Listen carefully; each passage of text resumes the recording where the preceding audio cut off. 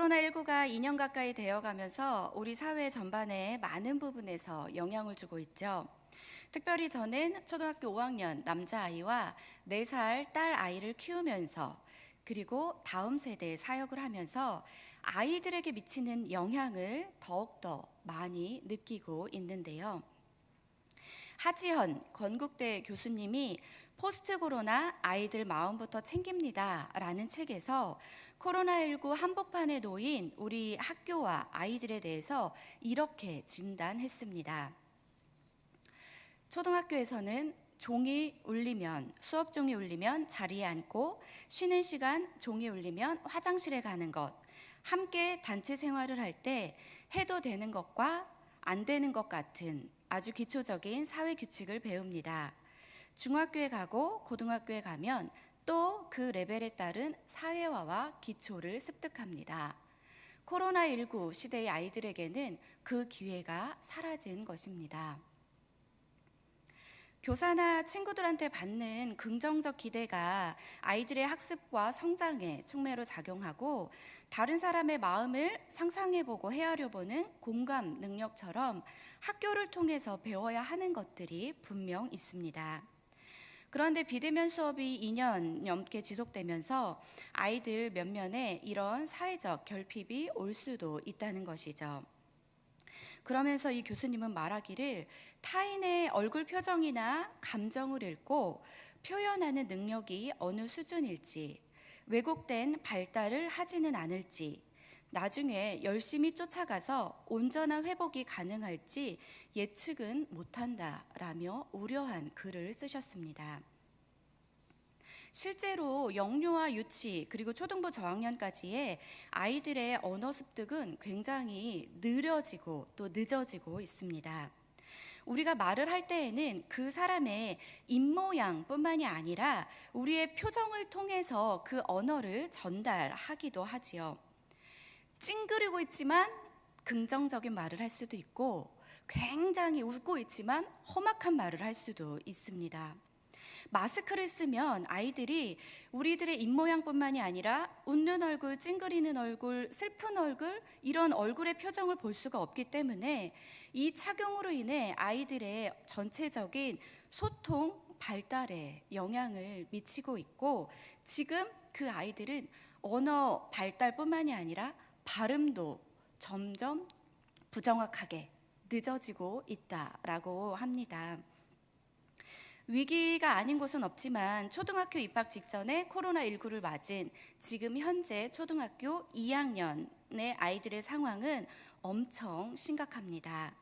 우리들의 교육 과정을 보면 초등학교 1학년에 입학한 뒤에 2년간 최소 45차시 이상 한글 교육을 받아야 하고, 수학의 경우도 마찬가지로 생애 첫 정규 학습부터 흥미와 자신감을 잃지 않도록 국제 기준까지 고려해서 이 교육 과정을 맞춰 놓았는데, 또 초등학교 1학년 때 화장실 뒤처리 같은 생활 습관을 처음 배우는 아이도 있는데, 친구, 교사와 사회적 관계를 맺는 본격적 공부, 이런 것도 다 시작되는데, 하지만 지난해 내내 아이들이 일주일의 절반도 학교에 가지 못하면서 코로나19 초기에는 비대면 수업조차 이루어지지 못한 경우가 흔했었지요. 실예로 아이들의 읽기, 한글, 언어, 발음 수준은 굉장히 떨어지는데, 제가 문장 하나를 가지고 왔습니다.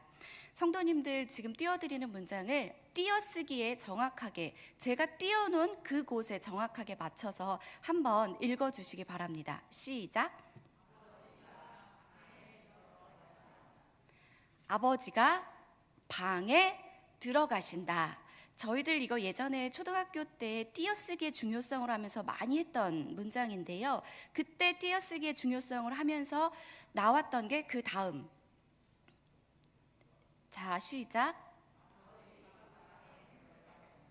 아버지가 방에 들어가신다는데, 띄어쓰기를 잘못하면 아버지 가방에 들어가신다잖아요. 그런데 지금 1학년, 2학년, 심지어는 3학년 아이들까지도 이 단어와 문장의 띄어쓰기를 정확하게 하지 못합니다. 어떻게 읽느냐? 그 다음 이거는 제가 실제 아이들을 가르치면서 접하면서 보고 있는 것들입니다. 띄어쓰기에 맞춰서 한번 읽어보시겠어요? 시작.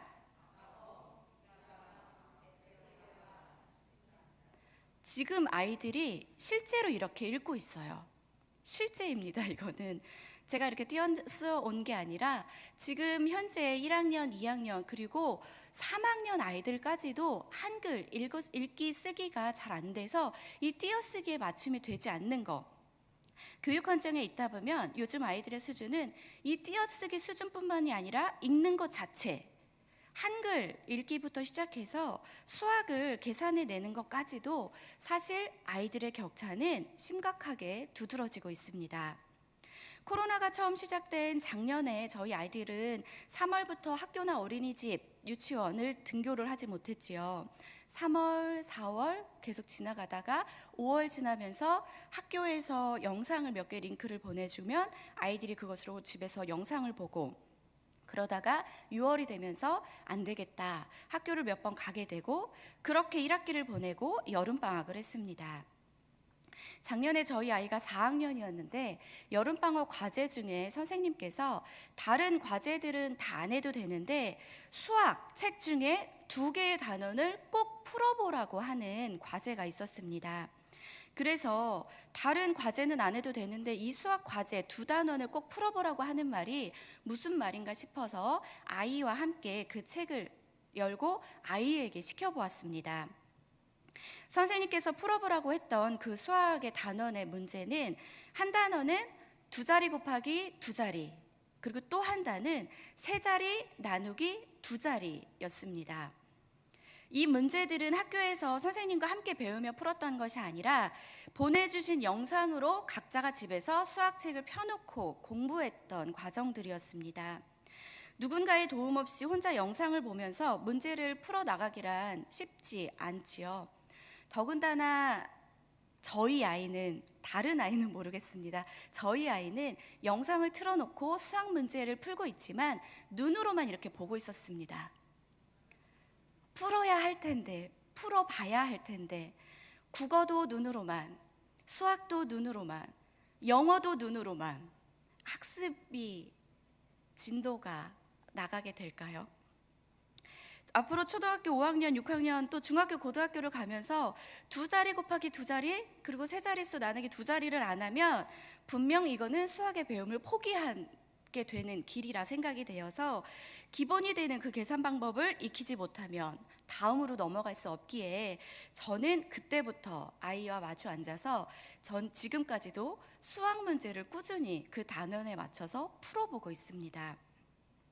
전면 등교를 하는 지금은 조금 덜하지만 일주일에 학교를 2번 가거나 영상으로 수업을 하게 될 때에 사실 이 아이들의 수업 격차는 어마어마합니다.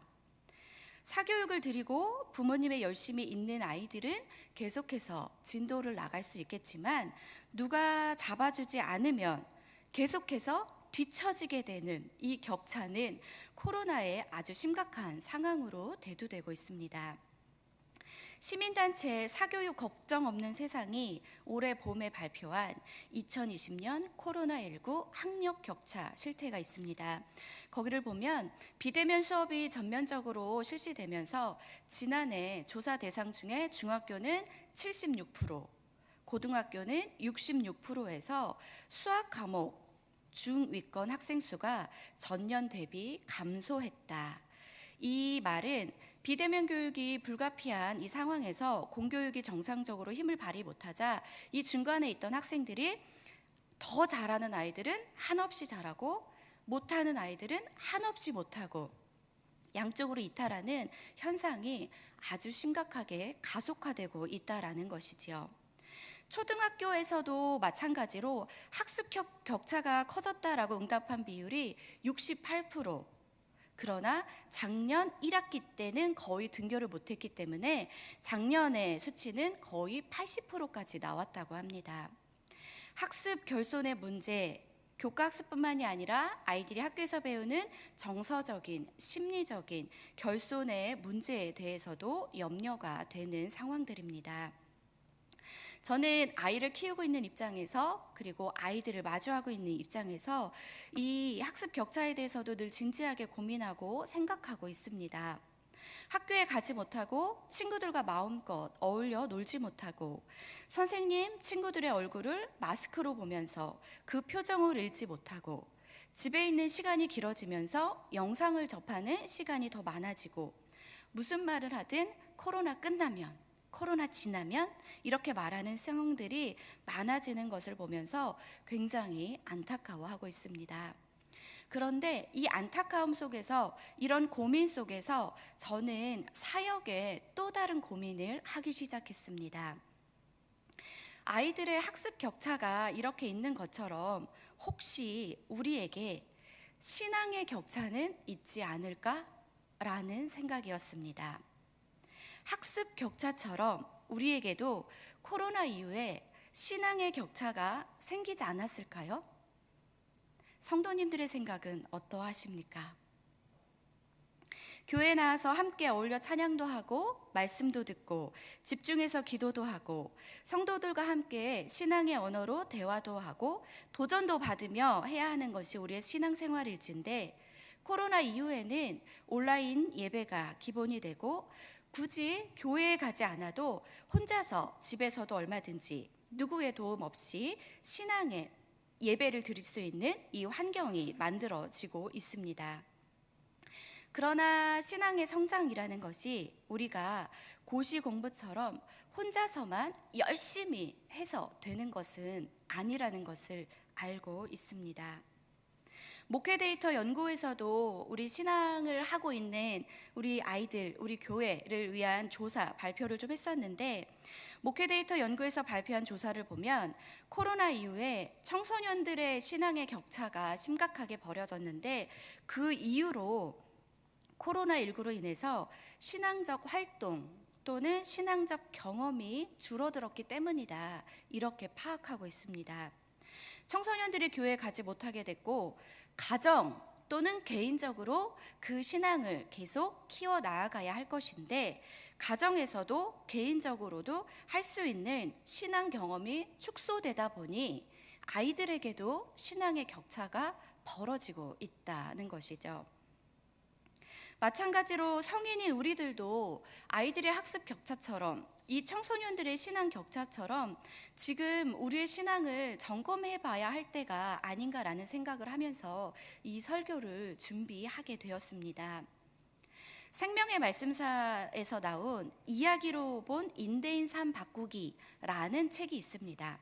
그 책에 보면 신앙 검진, 무책임한 신앙인가? 라는 4가지 질문을 던져주고 있습니다. 제가 성도님들께 이 4가지 질문을 던져보겠습니다. 이 질문에 점수를 한번 매겨보시기 바랍니다. 이 질문에, 제가 드리는 질문에 전혀 아니다 1번, 아니다 2번, 보통이다 3, 그렇다 4, 아주 그렇다 5 점수를 매기는 것입니다. 제 질문에 전혀 아니면 1번, 아주 그렇다 하면 5점, 5점 이렇게 해서 점수를 한번 매겨보시기 바랍니다. 첫 번째 질문, 교회에서 훈련하고 배우는 것은 좋지만 봉사를 하거나 실천하는 것은 별로다. 개인의 점수를 잘 매겨보시기 바랍니다. 4가지 질문을 드릴게요. 두 번째 질문, 크리스천인데 왜 그래? 라고 물어볼까봐 티내지 않고 조용히 산다. 전혀 아니다는 1점, 아주 그렇다는 5점. 자, 세 번째 질문. 굳이 나까지 크리스천인 것을 티내며 살 필요가 없다고 생각한다.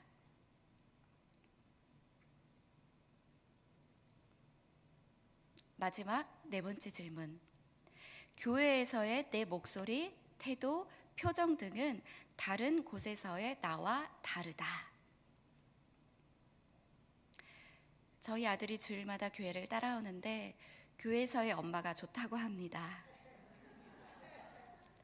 주일날 새벽같이 그렇게 힘들어도 따라 나오는데 그래도 집에 있는 엄마보다 교회에 있는 엄마가 친절하고 자상하고 잘 웃고 네, 그렇답니다.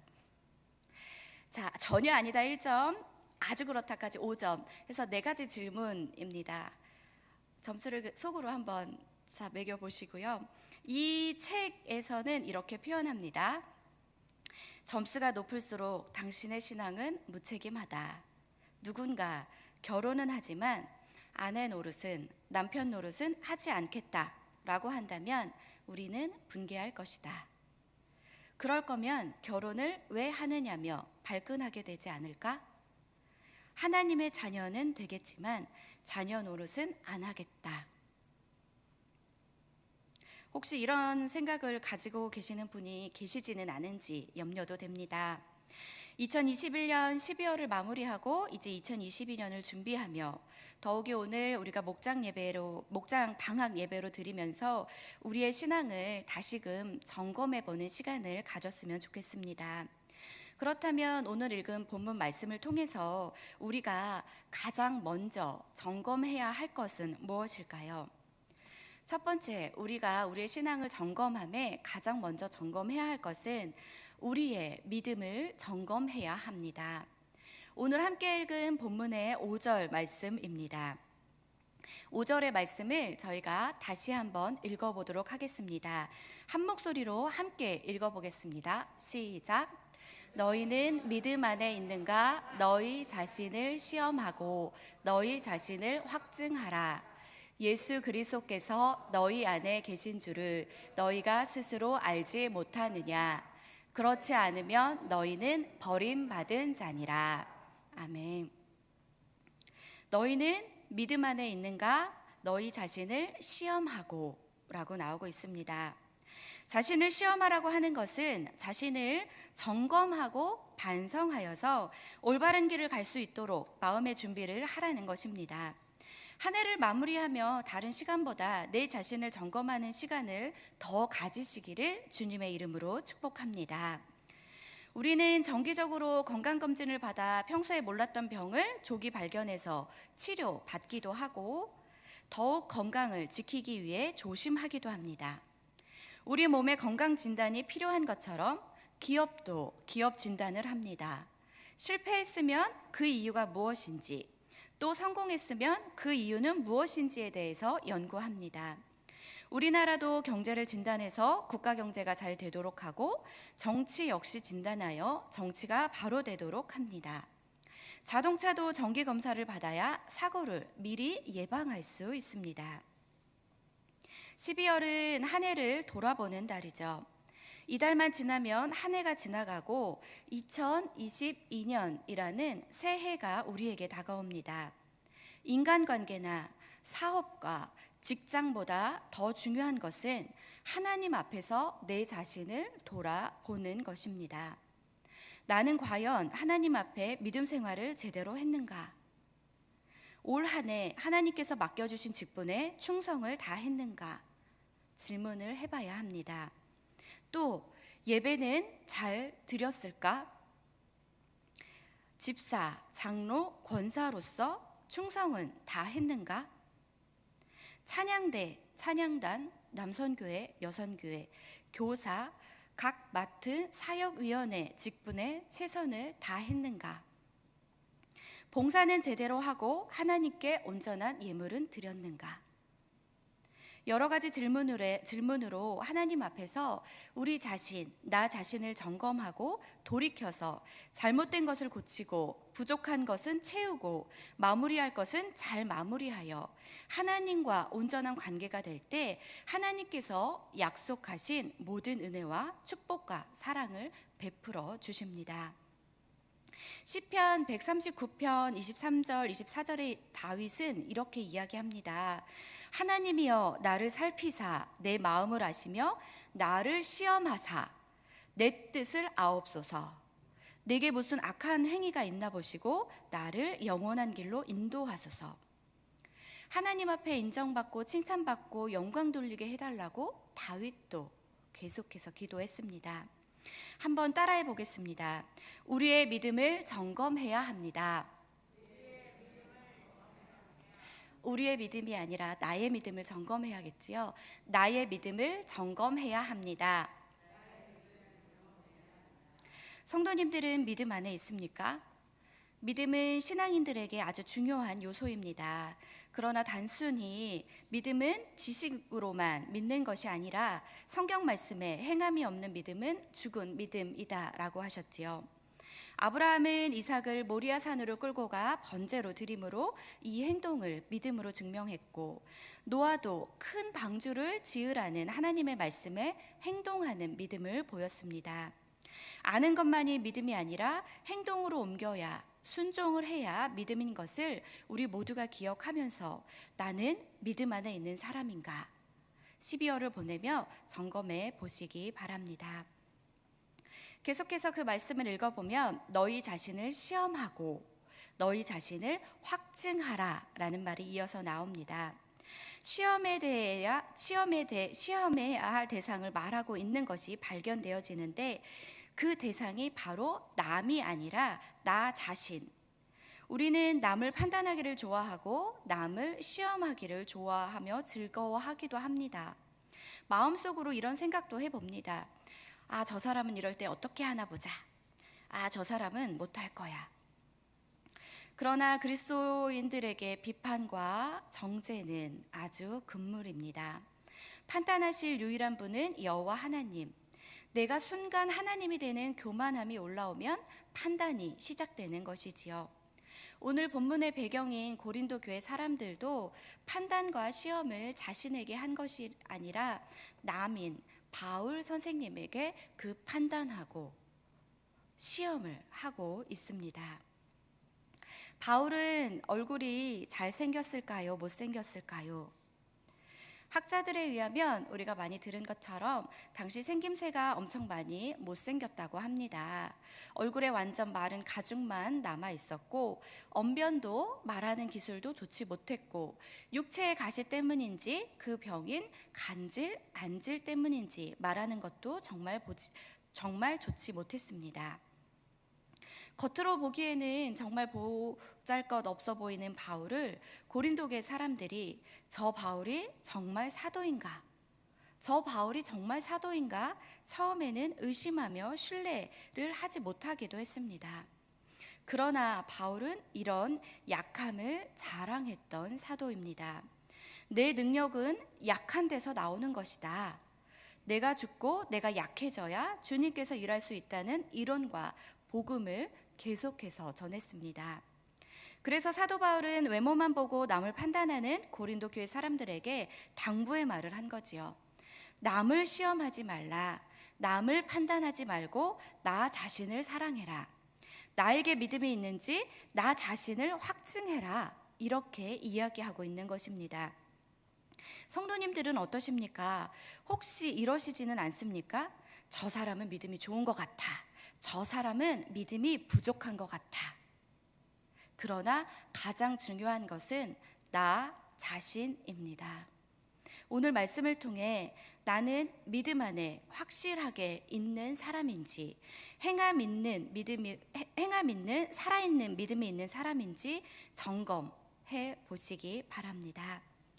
두 번째로 우리가 점검해야 할 것은 예수 그리스도께서 우리 안에 있는가입니다. 한번 따라해 보겠습니다. 예수님, 내 안에 계십니까? 네. 오늘 본문 아까 5절 읽은 말씀을 보면 예수님이 내 안에 계심을 스스로 알지 못하면 버림받은 사람이 된다라는 무게 있는 말씀이 나오지요. 성도님들 안에는 예수님이 계십니까? 이것이 우리가 점검해야 될 두 번째 질문입니다. 우리는 우리 안에 예수님을 모시고 살아야 합니다. 그리고 오늘 말씀에 나온 것처럼 예수님이 계신 것을 스스로 느껴야 합니다. 날마다 예수님이 앉으실 가장 좋은 의자, 왕이 앉으실 의자를 내 마음속에 가져다 놓고 나의 주님, 이 의자에 앉으시고 오늘도 나를 다스려 주옵소서 하며 날마다 나의 마음속에 주님을 초청해야 합니다. 하지만 많은 사람들이 내 마음의 의자에 내가 주인 행세하며 앉아 있습니다. 내가 하고 싶은 대로 내 욕망대로 살아갑니다. 그렇기 때문에 많은 사람들의 마음에는 주님이 계실 공간이 사라져버리고 다른 생각과 걱정들로, 욕심들로 우리 마음속이 가득 차게 되지요. 그렇기 때문에 내 안에 예수님이 계신지 안 계신지 믿음이 흔들리는 것은 당연한 것입니다. 우리는 예수님께서 계실 마음의 공간을 만드는 이 훈련을 쉬지 않고 해야 합니다. 성도님들의 마음속에는 지금 무엇으로 가득 차 있습니까? 주님께서 통치하실 그 의자가 마련되어 있으신지 점검해 보시기 바랍니다. 기도하실 때도 주님께서 내 안에 오실 공간을 만드는 작업을 먼저 해야 합니다. 주님, 나에게 오시옵소서. 내 안에 좌정하시옵소서. 이 주님께서 계실 공간을 만드는 작업을 먼저 기도하시기 바랍니다. 대림절 세 번째 주일을 보내고 있는 지금 우리를 구원하기 위해 오신 예수님을 기억하고 다시 오신다고 약속하신 그 예수님을 기다리는 기간, 그 주님의 자리가 지금 성도님들 가운데 계신지 생각해 보십시오. 그런데 만약 이것이 안 된다면 예수 그리스도께서 너희 안에 계신 줄을 스스로 알지 못하느냐, 그렇지 않으면 너희는 버림받은 자니라 말씀하신 것처럼 주님이 계심을 느끼지 못한다면 그 사람은 버리워지게 됩니다. 성경에 보면 안타깝게 버리워진 사람들이 있습니다. 다윗의 큰형인 엘리압이 버려졌다는 표현이 나오고 사울도 왕으로 하나님이 선택하셨지만 결국 버려졌습니다. 신약으로 와서 가룟 유다는 예수님의 제자로 선택받았지만 그 마음에 예수님이 앉을 공간이 없어져 은 30에 예수님을 팔고 극단적인 선택으로 결국엔 버림을 받게 되었습니다. 그래서 사도 바울도 내가 복음을 전파한 후에 도리어 버림을 받을까 두려워한다고 겸손하게 고백한 것을 알 수 있겠지요.